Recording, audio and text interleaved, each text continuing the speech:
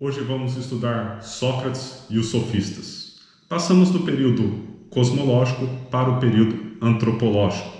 Cosmológico, pois estudamos filósofos pré-socráticos que estudavam o princípio fundamental da natureza. E antropológico agora, pois vamos estudar mais o homem, é a chamada virada antropológica. Qual contexto estamos? Estamos em Atenas, no surgimento da democracia, que permitiu também o surgimento da filosofia devido ao maior ócio disponível, ao maior possibilidade de pensamento, assim vamos dizer. E Sócrates, não se sabe realmente se ele existiu.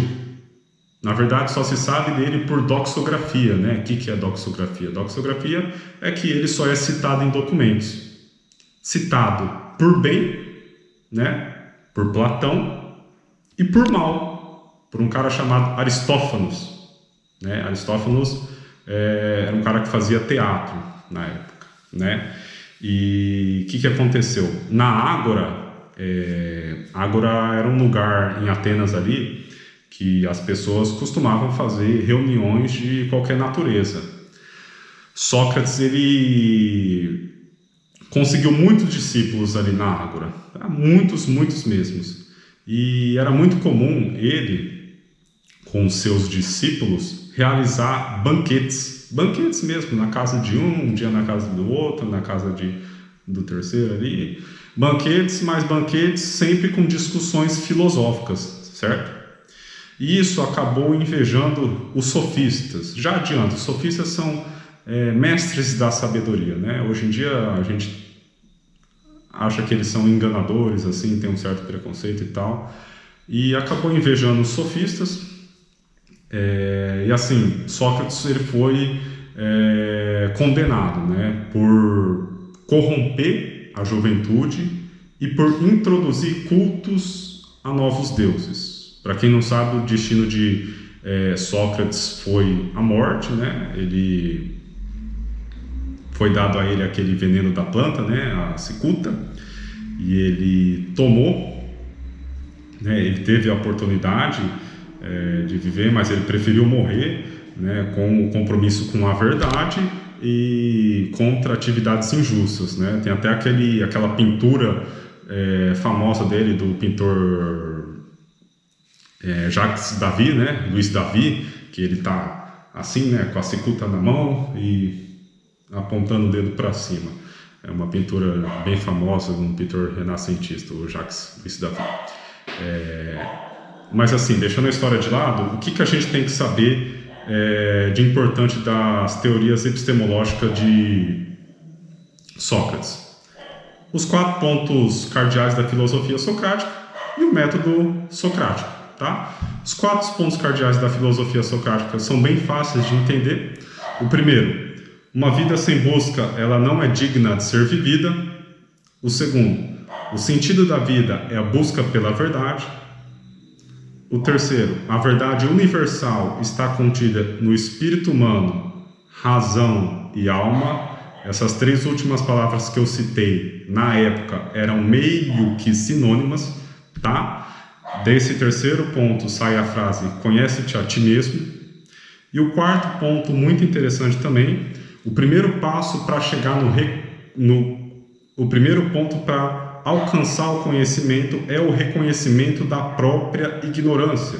Daí que sai a frase: só sei que nada sei, A tal da humildade intelectual de Sócrates. Basicamente, os 4 pontos cardeais da filosofia socrática são esses. E agora, o método socrático, que é um método assim de perguntas e respostas, de caráter dialético, de contradição.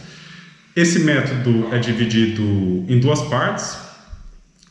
A primeira parte é a ironia e a segunda é a maiêutica. Vamos começar pela ironia. Na ironia, Sócrates, vamos imaginar Sócrates e um interlocutor, certo? Na primeira parte, Sócrates ele iria bombardear o interlocutor com perguntas, certo?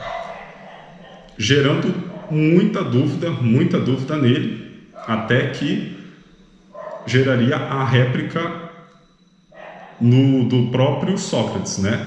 O interlocutor não saberia responder, Sócrates geraria a réplica dele, levando a mais bombardeio de pergunta, até que o interlocutor ele reconheça a própria ignorância.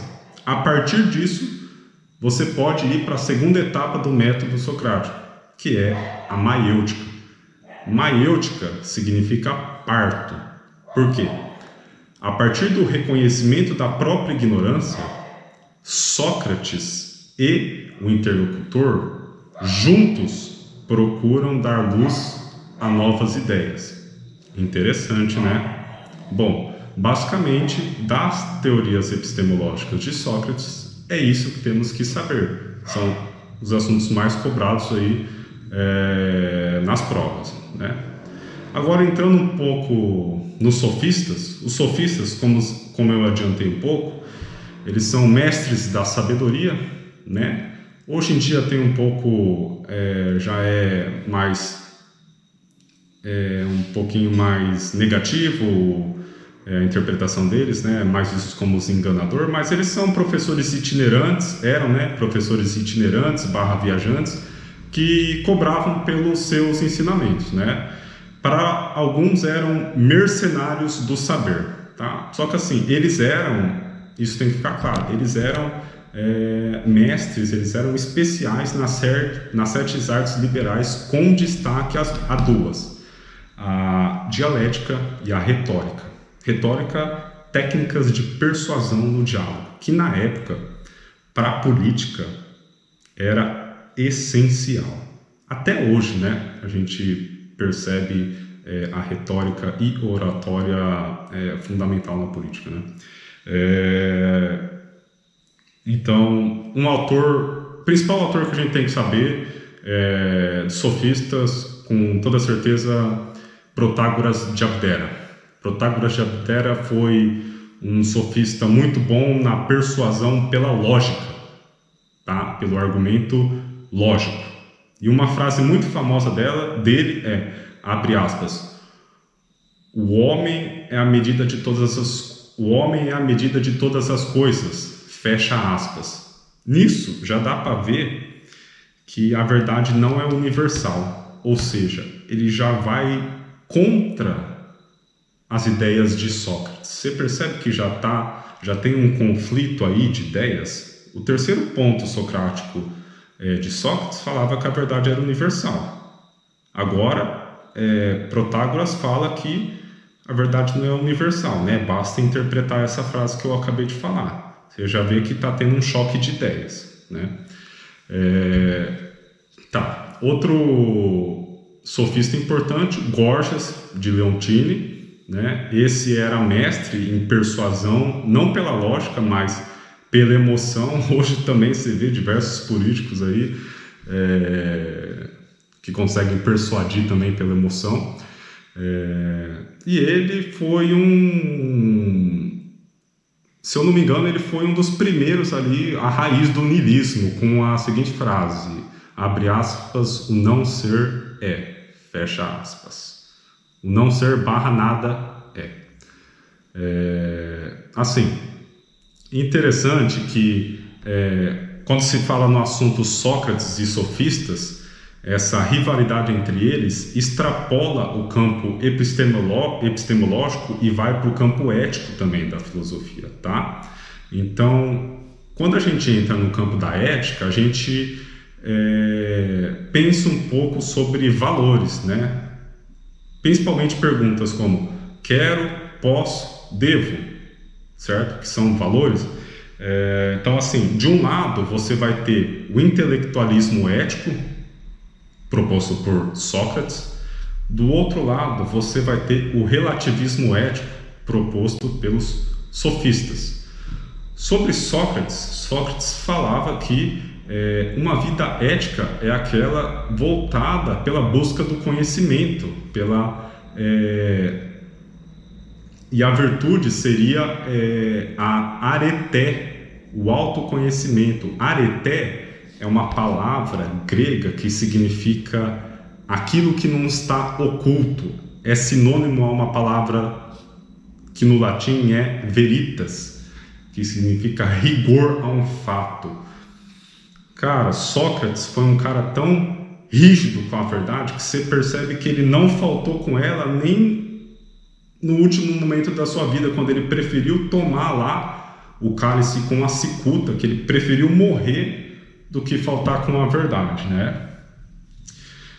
E do outro lado tem os sofistas com o relativismo ético, que a gente viu na própria frase do Protágoras de Abdera: o homem é a medida de todas as coisas. Então eles pegam e falam assim: não, a vida ética não existe valores universais.